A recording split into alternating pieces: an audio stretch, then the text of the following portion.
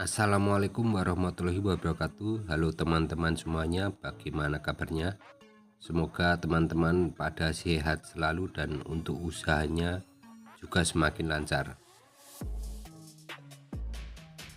Ya, di sini saya akan membahas bagaimana caranya menangani usaha kita agar tidak ditipu oleh karyawan sendiri.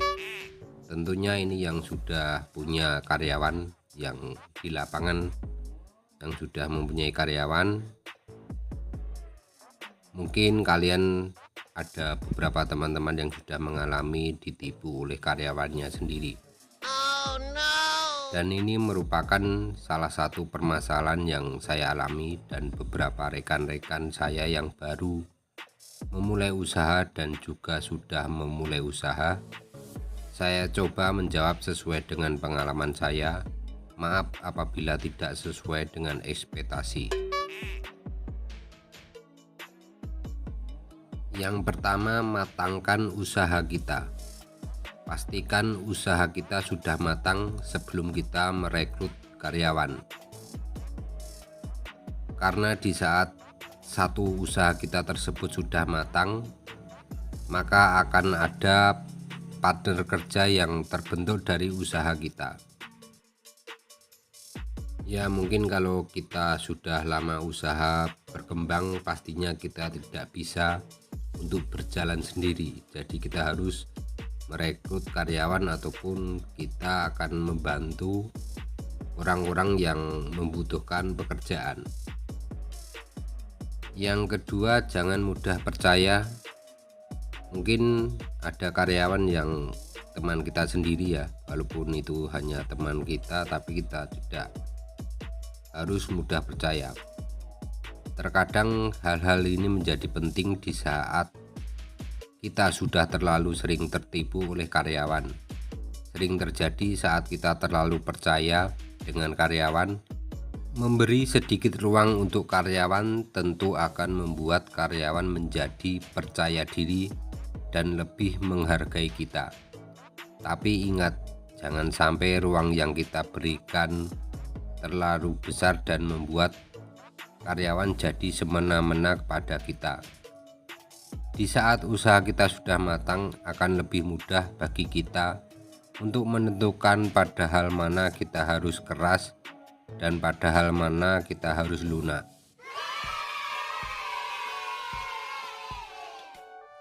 Yang ketiga, kontrol usaha kita dengan maksimal. Banyak cara untuk mengontrol usaha kita dengan maksimal. Misalnya saat karyawan kita narik ke toko, kita ikut mantau. Dan misal mereka pas saat tidak narik, kita juga bisa berkunjung ke toko-toko tersebut apakah benar karyawan kita menitipkan mainan ke toko tersebut. Pastikan laporan bukan hanya laporan bulanan, tapi ada harian dan mingguan. Mungkin akan lebih memberatkan karyawan, akan tetapi kita akan lebih mudah melakukan kontrol terhadap pengeluaran dan pendapatan usaha kita. Yang keempat, gajilah karyawan dengan sewajarnya. Di saat kita sudah cukup memberi gaji kepada karyawan, tentunya karyawan akan lebih menghargai kita dan juga meminimalisir terjadinya kecurangan. Walaupun tidak bisa 100% bersih, akan tetapi setidaknya karyawan akan lebih merasa dihargai dan sedikit banyak akan menghargai kita. Yang kelima, carilah karyawan yang memiliki perilaku yang lebih baik. Karyawan yang memiliki perilaku lebih baik cenderung memiliki etos kerja yang baik dan juga jujur.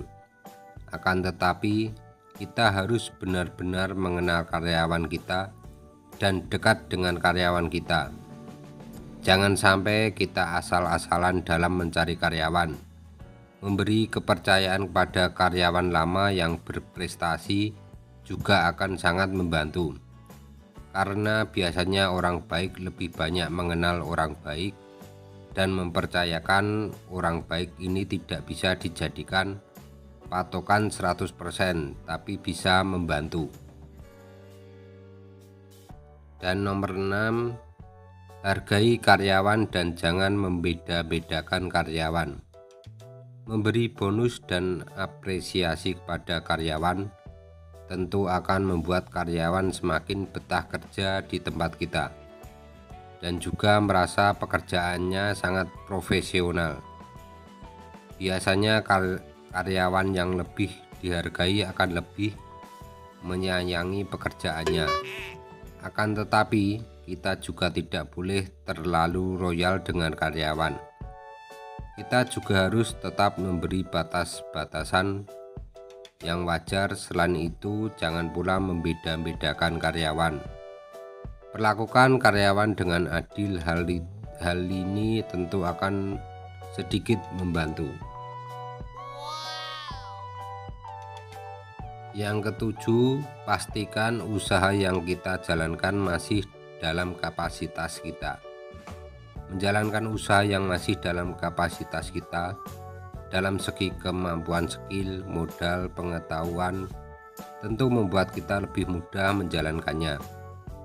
Kita juga harus tahu tips dan trik dalam menjalankan usaha.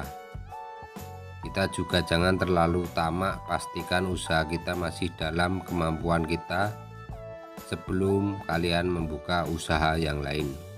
Jadi buat teman-teman yang baru menjalankan usaha mainan renteng, mungkin lebih baiknya kalian menjalankan sendiri dulu, baru mencari karyawan bila mana teman-teman sudah tidak sanggup untuk mencari toko-toko baru.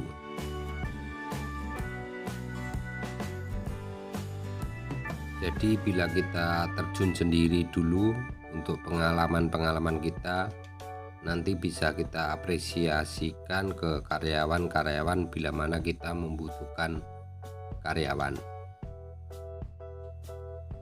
Hanya itu saja yang dapat saya sampaikan. Mohon maaf sekali lagi karena saya hanya pengusaha kecil yang masih perlu belajar.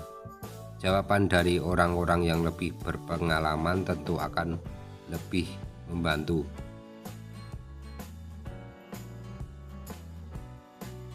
Terima kasih sudah mau menonton video ini. Bila bermanfaat, jangan lupa tinggalkan like, jangan lupa subscribe dan komen, dan sampai jumpa di video berikutnya.